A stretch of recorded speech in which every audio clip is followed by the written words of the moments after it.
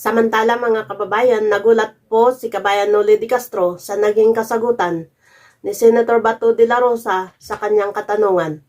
Ito panoorin natin at yak na magugulat din kayo. Bakit to biglang nabalingan ninyo ay ito si Congressman Raul Manuel ng Kabataan na Party List Senator? Oh, well, very clear doon sa mga sinabi ng mga former rebels no, na nag-surrender na yan si Raul Manuel ng Kabataan Party List ay nagre-recruit ng mga kabataan para pumunta sa NPA. So, kaya uminit yung dugo ko dahil isipin mo, congressman ka, tapos gano'n ang gagawin mo. You have taken your oath to nasundin yung mga umiiral na batas at yung ating saligang batas. Di ba?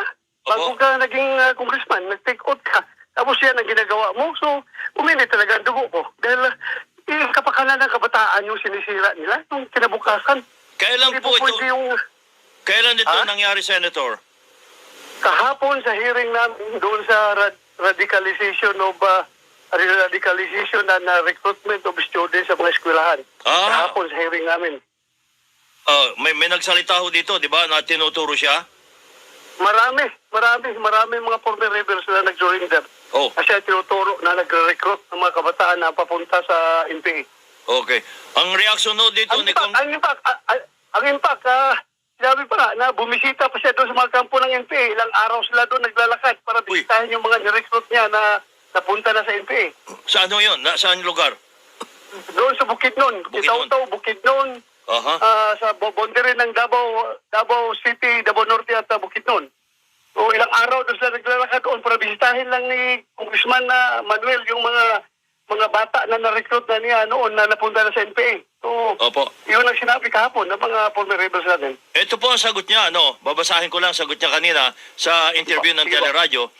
Sa akin po, sabi niya, unang tingin paramang ay halata na rin naman kaagad na ito ay paraan para gantihan tayo kasi tayo ay very firm sa pagdating dyan sa war on drugs. Lahat naman ng mga naging pasimuno ay dapat managot. Parang gumaganti lang daw kayo. Gumaganti, matagal na yung issue na yan. Wala pa yung about ICC, andyan na yan. Last Congress pa. Ay may mga nagsusunod sa atin, may nagpunta sa atin mga parents na mga missing minors na umiiyak dahil nga yung mga anak nila nawawala. At ngayon, pinakita pa doon sa Kongreso. Dinay nila na wala silang connection sa NPA. Tapos yung mga bata na nawawala, na napunta sa armado, na mamatay na, yung iba, ay nung lumabas yung issue, nag-press-con pa sila doon sa Kongreso, sa House of Representatives, kasama yung mga bata. At hindi man lang binalik yung bata doon sa grieving parents, yung mga parents na iyak na para may balik yung mga anak nila. Hindi, binalik at binalik na napunta doon, na pinago na andun na sa kabundukan, nasa NPA yung mga bata. So anong sabihin mo dyan na yung mga tao na kahit anong gawin mo, you can never satisfy this people dahil ang talagang main objective nila is patumbahin ang gobyerno. Yun naman talaga main objective na si PPNP, NDF. Kahit sinong uupo dyan na presidente, walang kasasiyahan yung mga tao na yan. Hanggat hindi makuha yung kanilang pinaka-main objective na patumbahin ang gobyerno at sila magiging gobyerno. Okay. So, ang plano ho ninyo ay, anong plano ninyo ngayon sa Senado tungkol dito sa akusasyon kay Congressman Raul Manuel? Kunin natin na mayroon pa mag-surrender ng mga kabataan na pasok doon sa panahon sa pagiging effective ng Anti-Terrorism Act. Kasi hindi pa pwede retroactive. Yung mga bata kahapon na nagsalita, ang kanilang pagka-recruit ay before nagawa itong Anti-Terrorism Act. So ngayon, hintayin natin kung meron pa na nagsasabi na sila nire-recruit ni Manuel at siguradong swak na swak yung congressman na yan doon sa sa Section 10 ng Anti-Terrorism Act which is recruitment. Siguradong swak na swak siya doon kapag meron pa tayo makuha ng mga bata na mag-surrender uli. So, hihintayin ho ninyo yun bago kayo hintayin natin. Okay. Hintayin natin. Kasi ngayon, itong mga nagsasalita ngayon, hindi pa sila covered. Ay, hindi pa sila covered sa effectivity ng Anti-Terrorism Act. Pero the mere fact na siya ang nag-recruit, talagang ginagawa niya yan at hindi nila deny yung linkage ng party list nila na kabataan doon sa CPP, NDF. Ngayon, dines na napakasinungaling ng mga tao yan. Niluloko lang tayo ng mga tao na yan. Opo, pero miyembro rin po itong si dating chairperson ng Gabriela Youth na si Ariane Jane Ramos. Di ba ang Gabriela po ay kasama din sa Makabayan Block? Yes, kasama sa Makabayan Block yan. Isa yan sa party list under Makabayan Block na ni-red tag ni Juma Sison. Kung yan ang gusto nilang palabasin, ni-red tag. Na sinabi ni Juma Sison na itong mga party list na ito, Makabayan Block, ng Makabayan Block like ECT teachers, Gabriela, Kabataan, Bayan Muna, at ano pa yung mga sinabi ni Juma, na ito yung mga mga legal front ng CPP NDF na isa yan sa tatlong grupo no na kinakailangang magkaisa para pabagsakin ang gobyerno. Very clear na sinabi ni Juma ron. Huwag na sabihin na nired tag sila ng gobyerno. Kumulista sila tapos pag sabihan sa komunista, galit sila. Ay nako, huwag natin maglukuhan dito, magprangkahan tayo dahil kawawa ang Pilipinas. Forever na lang tayo nito may problema sa insurensya. Kung hindi natin pwedeng hiwalay ang pula at puti. Puro lang tayo nasa gitna. Okay. Ang alam mo namin ay nagkaroon ng dinner sa Malacanang sa mga senador. Kasama ko kayo doon sa mga umattend na ito. At sa isang ambush interview sa inyo, nagsabi kayo na nabanggit kayo na hindi nyo maibulgar ang detalye ng inyong conversation tungkol sa kay Pangulong Marcos at kayo. Pero sabi nyo, tingnan mo ako, nakangiti na ako ngayon. Hindi ako galit. Sinabi yun. So, pasakali lang kung bakit kayo ay tuwan-tuwa na sa naging dinner ninyo ni Pangulong Marcos. Sabihin ko na sa'yo, Nuli. Po.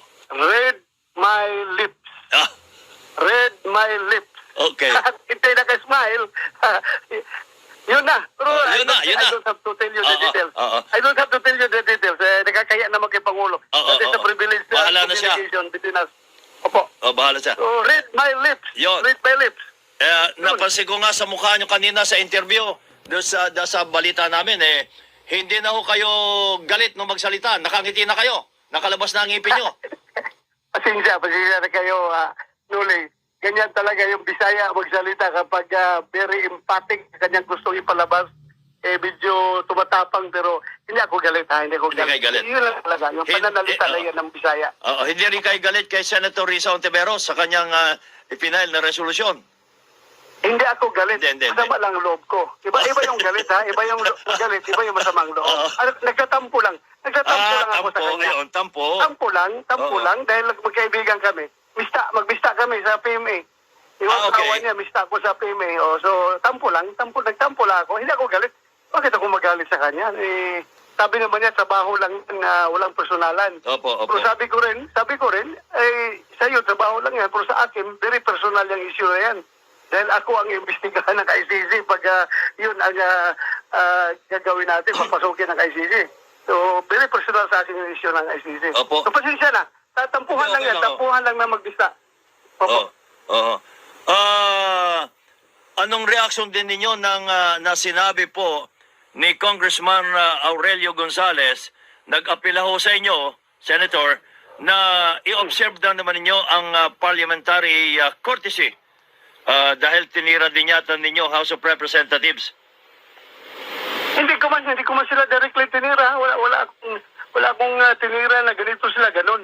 Nirinig ko lang yung narinig ko. Hindi man galing sa akin yun. Narinig ko sa taong bayan. Okay. Na nagsasabi na ganun-ganun. Nirinig ko lang at hindi ko man sila kini-criticize.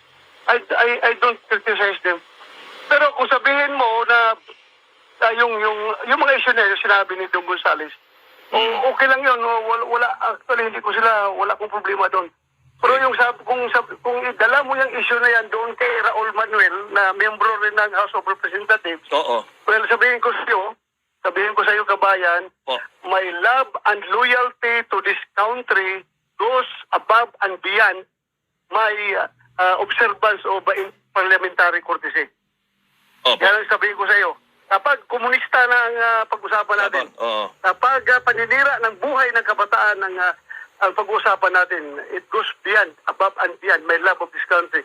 Goes Opo. above and beyond interparliamentary courtesy. Pero yung sinabi ni Dong Gonzales about other issues, wala ko doon. Hindi kinukot ko lang yung mga tao na nagsasabi. Opo. Hindi ko po sila tinitira. Ano naman reaksyon nyo na inaprubahan na ng House Committee on Justice at Committee on Human Rights yung 3 resolusyong may kayat sa Administrasyong Marcos na makipagtulungan na sa investigasyon ng International Crime Court o Criminal Court sa war on drugs ng dating Pangulong Duterte? As I have said, I respect whatever their decisions are dyan sa House of Representatives because I observe interparliamentary courtesy. Kung anong gawin na, walang problema. Dito lang ako may pakialam sa amin, sa resolution na nakapile sa amin. And granting na makapasa yan sa plenaryo yung kanilang resolution, walang problema yan. It will remain a resolution unless acted upon favorably by the President Sa plenary, at sumunod okay. ang Presidente sa kanila pakiusap. At the end of the day, the President is the chief architect of the foreign policy and siya ang mag-decide kung papasukin o hindi. And it is very clear na sinabi niya na hindi niya papasukin. So, manatili lang yung things of the House of Representatives, yung kanilang gagawin na stand, no? Yung kanilang kung ma-approve yan ng plenaryo nila. Yung Opo, plenaryo, oo. mga resolution na yan, oo. Oo. So, it will remain like that. Kung hindi talaga papayag ang Pangulo na papasok. Ito, reaction lang ho ng mga Yes. nagte-text sa amin, Senator Bato. Yes. Para daw kayong natatakot ICC dahilan sa kayo ang chief implementer ng war on drugs. Sinasabi ko na sa inyo yan eh. Hindi ako takot sa ICC pero respetuhin naman natin yung sa Finland. Sabi ko nga, kung kaso lang, you can file cases against me dito sa ating mga korte dito sa Pilipinas. Opo. Hindi naman natutulog yung mga korte natin. Gising at gumagana ang ating criminal justice system. Kasuhan niyo ko dito. Huwag niyo akong kasuhan doon sa mga banyaga kaya para na rin kayong isinanla o bininta ninyo yung ating soberenya doon sa mga foreigner na yan kapag yan ang gusto niyo mangyari. Meron na ho ba nag-file ng kaso sapagkat sa record po ng DOJ, mahigit 7,000 ang namatay sa war on drugs sa Senator. Kayo ba ay nakasuhan na minsan? Wala pa? I don't know. Kung meron na Okay. nakarating na kaso sa akin, dahil wala pa ako natanggap na sampina galing na DOJ. So, kasi alam siguro nila na bakit ako kakasuhan na wala mo kong ginawang masama. Opo. Di ba? O, Okay. tingnan natin na we have laws. Alam nila yan. Alam nila yan kung yung meron ba yung magiging weight, yung kanilang magiging kaso. Kung meron ba silang ipapayala kaso sa akin. So, ganoon lang yun. May batas tayo. Sundin natin ang batas natin. Okay. So, nasa kamay na ni Pangulong Marcos kung kung papapasukin niya o susuportahan ang ICC sa pag-iimbestiga sa war on drugs sa Pilipinas. Yes. Yes. Yes, nasa kanya Yes. yan. Okay. Nasa kanya lahat yan. Wala ibang pwede mag-desisyon dyan. Kundi siya lamang. Salamat sa panonood mga kababayan at kung gusto nyo ng mga maiinit na balita at napapanahong mga issue, mga political issues sa ating bansa, mag-subscribe lamang po sa aking channel upang updated kayo sa susunod ko pang mga videos. Maraming salamat at God bless everyone.